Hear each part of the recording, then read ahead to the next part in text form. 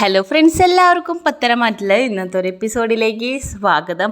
അങ്ങനെ നയനേനെ കുറ്റപ്പെടുത്തുകയാണ് ദേവയാനി. അപ്പോൾ അതല്ല, നയനയുടെ ഭാഗത്താണ് ശരിയെന്നുള്ളൊരു കാര്യം പറയുന്നുണ്ട് ആദർശ്. അതേപോലെ ഇന്ന് നന്ദുവിനെ രക്ഷിക്കാനായിട്ട് അനി വരുന്നുണ്ട്. അപ്പോൾ ഇതൊക്കെയാണ് ഇന്നത്തെ കഥയുടെ ഉള്ളടക്കം. അപ്പോൾ നമുക്ക് എല്ലാവർക്കും വൈകാതെ കഥയിലേക്ക് പോകാം. അപ്പോൾ ദേവയാനിയെ ആദർശിന് വയ്യാതായത് നയന മൂലമാണെന്ന് വിചാരിച്ചിട്ട് എല്ലാവരും മുമ്പ് വെച്ചിട്ട് നയനെ വളരെ മോശമായിട്ട് സംസാരിക്കുന്നുണ്ട്. അപ്പോൾ ആ സമയം ആദർശ് വന്നിട്ട് സത്യാവസ്ഥ കാര്യങ്ങളെല്ലാം പറയുന്നുണ്ട്. അപ്പോൾ ആ ഒരു സങ്കടത്തിൽ നയന പോകുകയാണ് അടുക്കളയ്ക്ക്. അപ്പോൾ എല്ലാ കാര്യങ്ങളും എല്ലാവർക്കും മനസ്സിലായിരുന്നു. അപ്പോൾ അതിനുശേഷം അവിടേക്ക് ജാനകി ചെല്ലുകയാണ്. എന്നിട്ട് നയനയോട് ചോദിക്കുന്നുണ്ട്, മോള് കരയുകയാണോ? അതേപോലെയാണ് മോളുടെ അമ്മായിമ്മ മോളോട് സംസാരിച്ചതെന്നറിയാം, പക്ഷെ മോൾ ഒരിക്കലും കരഞ്ഞു പോവരുത്, മോൾ അത്രയും ധൈര്യമുള്ളൊരു കുട്ടിയാണെന്നൊക്കെ പറഞ്ഞാൽ ആശ്വസിപ്പിക്കുന്നുണ്ട്. ദേവയാനി ഒന്നും പറയുന്നത് കേട്ട് മോൾ വിഷമിക്കാനായിട്ട് നിൽക്കണ്ട, ഇന്നലെ മനസ്സിലാക്കുന്നുള്ളൊരു കാര്യം പറയുകയാണ്. എന്നിട്ട് പറയുന്നുണ്ട്, ഞങ്ങളെല്ലാവരും മോൾക്കും ആദർശിനൊരു കുഞ്ഞ് ജനിക്കാനും കൂടി വേണ്ടിയിട്ടുള്ള തുലാഭാരമൊക്കെ ചെയ്തു എന്നുള്ളൊരു കാര്യം പറയുകയാണ്. അപ്പോൾ അവൾക്കത് കേട്ടപ്പോൾ വളരെയധികം വിഷമമാകുന്നുണ്ട്. അതേപോലെ നവ്യയ്ക്കും നല്ലൊരു ഉണ്ണിക്കണ്ണനെ കിട്ടാനായിട്ട് ഞങ്ങൾ വഴിപാടൊക്കെ ചെയ്തു എന്ന് പറയുന്നുണ്ട്. പിന്നീട് കാണിക്കുന്നത് അനിയാണെന്നുണ്ടെങ്കിൽ നന്ദുവിനെ വിളിച്ചു നോക്കുകയാണ്. അപ്പോൾ നന്ദുവിനെ വിളിച്ചിട്ട് ഫോൺ കിട്ടുന്നില്ല. അപ്പോൾ അനി മനസ്സിലാക്കുന്നുണ്ട്, അവൾ ഒരു ദിവസം പോലും വിളിച്ച് സംസാരിക്കാതിരിക്കാനായിട്ട് പറ്റുന്നില്ലല്ലോ, അല്ലെങ്കിൽ ഡെയിലി വിളിക്കാറുള്ളതാണല്ലോ, ഇന്ന് എന്ത് പറ്റി വിളിച്ചിട്ടില്ലല്ലോ എന്ന് പറഞ്ഞിട്ട് അവളെ വിളിക്കുകയാണ്. അപ്പോൾ വിളിച്ചിട്ട് കിട്ടുന്നില്ല. അപ്പോൾ പറയുന്നുണ്ട്, എന്തോ ഒന്ന് പറ്റിയിട്ടുണ്ട്, അല്ലെങ്കിൽ അവൾ വിളിക്കാണ്ടിരിക്കില്ല എന്ന് അനി മനസ്സിലാലോചിക്കുന്നുണ്ട്. അതിനുശേഷം അനി നേരെ ചെല്ലുന്നത് നന്ദാവനത്തിലേക്കാണ്. അപ്പോൾ അവിടെ ചെന്ന് നോക്കുമ്പോൾ വീടെല്ലാം പൂട്ടിയിട്ടിരിക്കുകയാണ്. ആ സമയം അവൻ ആലോചിക്കുന്നുണ്ട്, അങ്ങനെ ഇവരെവിടെയെങ്കിലും യാത്ര പോയതാണെങ്കിൽ ഏടത്തി പറയാതിരിക്കില്ല. ഇപ്പോൾ ഏടത്തി പോലും ഈ ഒരു കാര്യം അറിഞ്ഞിട്ടില്ലല്ലോ, അപ്പോൾ എന്തോ ഒരു പ്രശ്നമുണ്ട്, അവളുടെ അച്ഛനെ ഒന്ന് വിളിച്ചു നോക്കാമെന്ന് പറഞ്ഞിട്ട് ഗോവിന്ദൻ്റെ ഫോണിലേക്ക് വിളിക്കുന്നുണ്ട് അനി. അപ്പോൾ ഫോൺ എടുക്കുന്നില്ല. അപ്പോൾ പറയുന്നുണ്ട്, എന്തോ ഒരു പ്രശ്നം സംഭവിച്ചിട്ടുണ്ട്, അല്ലാതെ ആരും ഫോൺ കിട്ടാതിരിക്കുകയോ വീട്ടിലില്ലാതിരിക്കുകയോ ചെയ്യില്ല എന്നുള്ള കാര്യം അനി മനസ്സിൽ ഉറപ്പിക്കുന്നുണ്ട്.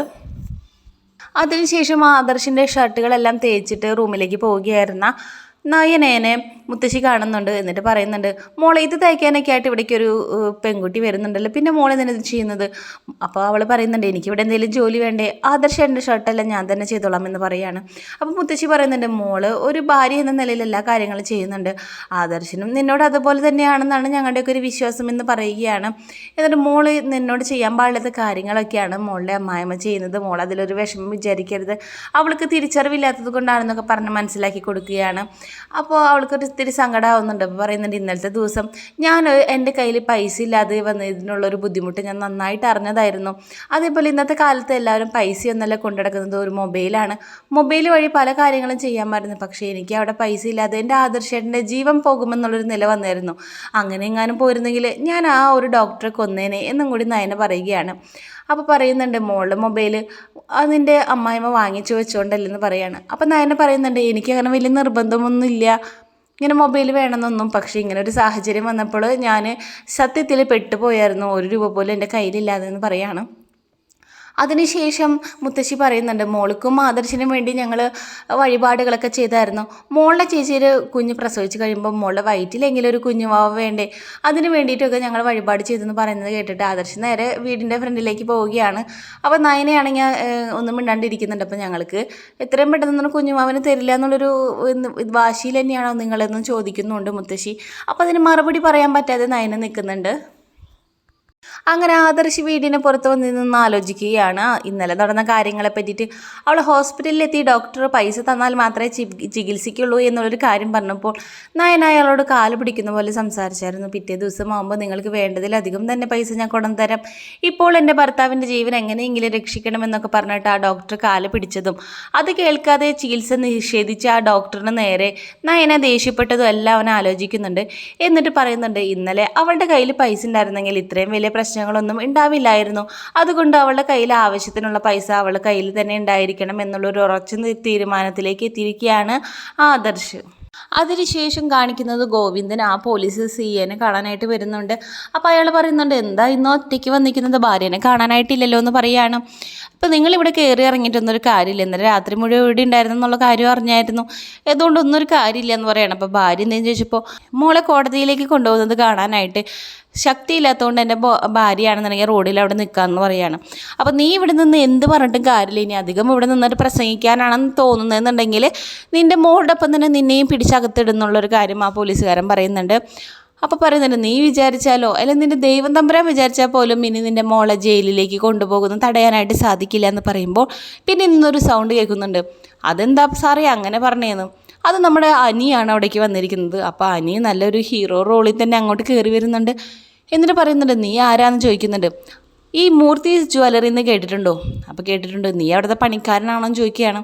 അതെ, ഞാൻ അവിടുത്തെ പണിക്കാരനും അവിടുത്തെ പേരക്കുട്ടിയാണെന്ന് പറയുകയാണ്. അത് കേട്ട് പോലീസുകാരൻ പറയുന്നുണ്ട്, ഗോവിന്ദ നീ ആളെ വേഷം കെട്ടിച്ചിട്ട് ഇങ്ങോട്ട് കൊണ്ടുവന്നതാണോ നിൻ്റെ മോളെ പുറത്തിറക്കാനായിട്ടെന്ന് പറയാണ്. ആ സമയമാണെന്നുണ്ടെങ്കിൽ അനി മൊബൈലിൽ ഫോട്ടോ എടുത്ത് കാണിക്കുന്നുണ്ട്. അനിയും മുത്തശ്ശനും കൂടി നിൽക്കുന്നൊരു ഫോട്ടോ. അപ്പോൾ പറയുന്നുണ്ട് ഇരിക്കും സാറേ എന്ന് പറയുന്നുണ്ട്. അപ്പോൾ അധികം ബഹുമാനമൊന്നും എനിക്ക് വേണ്ട, ഇപ്പം എന്താ വേണ്ടതെന്ന് ചോദിച്ചപ്പോൾ പറയുകയാണ് എനിക്ക് അവളെ പുറത്തിറക്കണം എന്നുള്ളൊരു കാര്യം പറയുന്നുണ്ട്. അപ്പോൾ കേസ് രജിസ്റ്റർ ചെയ്ത സ്ഥിതിക്ക് ഇനിയിപ്പോൾ അതൊന്നും ചെയ്യാനായിട്ട് പറ്റില്ല. ഇനി കേസ് തന്ന ആ പയ്യൻ്റെ വീട്ടുകാർ തന്നെ കേസ് പിൻവലിക്കണം എന്ന് പറയുകയാണ്. അപ്പോഴേക്കും പിന്നിൽ നിന്നും ആ കേസിൽ അടികൊണ്ട് ആ പയ്യൻ അവിടേക്ക് വരുന്നുണ്ട്. എന്നിട്ട് പറയുന്നുണ്ട് ദേ ആ പയ്യൻ തന്നെ വന്നിട്ടുണ്ട്, അവന് പറയാനുള്ളത് എന്താണെന്ന് കേട്ടോളാൻ പറയുന്നുണ്ട്. അപ്പോൾ അവൻ പറയുകയാണ് എനിക്ക് ഇതിൽ ഒരു കേസും തരാനായിട്ടില്ല, ഞാൻ കേസ് പിൻവലിക്കാമെന്ന് പറയുന്നുണ്ട്. അതെന്താണ് താൻ ആളെ കളിയാക്കുകയാണെന്ന് പോലീസുകാരൻ ചോദിക്കുന്നുണ്ട്. അപ്പോൾ പറയുന്നുണ്ട് എന്നെ തല്ലിയത് ഇവളല്ല സാറേ എന്ന് പറയുകയാണ്. അതെന്താ തനിക്ക് കണ്ണ് കണ്ടുകൂടെയും ചോദിക്കുന്നുണ്ട്. അപ്പോൾ അനി പറയുന്നുണ്ട് ആ തലയ്ക്ക് അടി കൊണ്ടുകൊണ്ട് കണ്ണിന് കാഴ്ച ശരിയായിട്ടുണ്ടായിരുന്നില്ല, അതുകൊണ്ട് അവൻ തെറ്റി പറഞ്ഞതാന്ന് പറയുകയാണ്. അപ്പോൾ പറയുന്നുണ്ട് എൻ്റെ അമ്മയും അച്ഛനും കൂടിയാണ് കേസ് തന്നത്, ഞാനല്ലാന്നും കൂടി അയാൾ പറയുന്നുണ്ട്. അപ്പോൾ ഇനി കേസ് തന്നവർക്ക് തന്നെ കേസില്ലാന്ന് പറഞ്ഞ സ്ഥിതിക്ക് ഇനിയിപ്പോൾ കേസിൻ്റെ അകത്ത് കിടക്കുന്ന അവളെ പുറത്തേക്ക് ഇറക്കിക്കൂടെയും ചോദിക്കുകയാണ്. അപ്പോൾ അവിടെയുള്ള പോലീസുകാരോട് പറയുന്നുണ്ട് അവളെ പോയി കൊണ്ടുവരാനുണ്ട്. അപ്പോൾ കാണിക്കുന്നത് നന്ദു ആ ഒരു സെല്ലിൽ താഴത്ത് ഇങ്ങനെ ഇരിക്കുകയാണ്. അപ്പോഴേക്കും അവിടേക്ക് പോലീസുകാരൻ വന്ന് സെല്ല് തുറക്കുകയാണ്. അപ്പോൾ പോലീസുകാരോട് പറയുന്നുണ്ട് എന്നെ വേണ്ടപ്പെട്ടവർ മുന്നിൽ കൂടെ എന്നെ കൊണ്ടുപോകരുത്, എൻ്റെ അച്ഛനും അമ്മയും കാണാതെ വേണം എന്നെ കൊണ്ടുപോകാമെന്ന് പറഞ്ഞപ്പോൾ അതൊക്കെ നീ അങ്ങോട്ട് വരുമ്പോൾ തീരുമാനിക്കാമെന്ന് പറഞ്ഞിട്ട് നന്ദുവിനെ അങ്ങോട്ട് കൊണ്ടുവരികയാണ്. അപ്പോൾ അവിടെ വരുമ്പോൾ ദേ അവൾ വന്നിരിക്കുന്നു എന്ന് പറയുകയാണ്.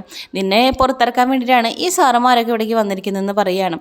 അപ്പോൾ നന്ദുവിനോട് ചോദിക്കുന്നുണ്ട് നീ എന്താണ് ഇങ്ങനൊരു കാര്യം നടന്ന കാര്യം എന്നെ ഒരു വാക്കെങ്കിലും വിളിച്ച് പറഞ്ഞിരുന്നെങ്കിൽ നിനക്ക് 1 മണിക്കൂറിന് ഉള്ളിൽ തന്നെ പുറത്തിറങ്ങായിരുന്നില്ലേ, ഇപ്പോൾ നീ ഒരു ദിവസം മുഴുവനും ഈ ഒരു സെല്ലിനകത്ത് കിടക്കേണ്ട വന്നില്ലേ എന്നുള്ളൊരു കാര്യം പറയുന്നുണ്ട്. അപ്പോൾ അവൾ അതിനൊരു മറുപടിയും പറയുന്നില്ല. എന്നിട്ട് അച്ഛനോട് ചോദിക്കുന്നുണ്ട് അമ്മ എന്ത് ചെയ്യുന്നു. അപ്പോൾ മോളെ സ്റ്റേഷനിൽ നിന്നും കോടതിയിലേക്ക് കൊണ്ടുപോകുന്നത് കാണാൻ കഴിയാതായിട്ട് അവളവിടെ റോഡിൻ്റെ അവിടെ നിൽക്കുന്നുണ്ടെന്ന് പറയുകയാണ്. അങ്ങനെ നന്ദുവിനെ കാണിച്ചുകൊണ്ട് ഇന്നത്തെ പത്തരമാറ്റിൽ എപ്പിസോഡ് തീരുകയാണ്. വീഡിയോ ഇഷ്ടപ്പെട്ടാൽ നമ്മുടെ ചാനൽ സബ്സ്ക്രൈബ് ചെയ്ത് നമ്മളെ സപ്പോർട്ട് ചെയ്യാനായിട്ട് മറക്കരുത്. സബ്സ്ക്രൈബ് ചെയ്യാത്ത കൂട്ടുകാർ നമ്മുടെ ചാനലൊന്ന് സബ്സ്ക്രൈബ് ചെയ്തിട്ട് കാണാനായിട്ട് ശ്രമിക്കണം. അപ്പോൾ ഏറ്റവും പുതിയ പത്തരമാറ്റിൽ എപ്പിസോഡായിട്ട് ഞാൻ നിങ്ങളുടെ മുമ്പിലേക്ക് എത്തുന്നവരേക്കും ബായ്.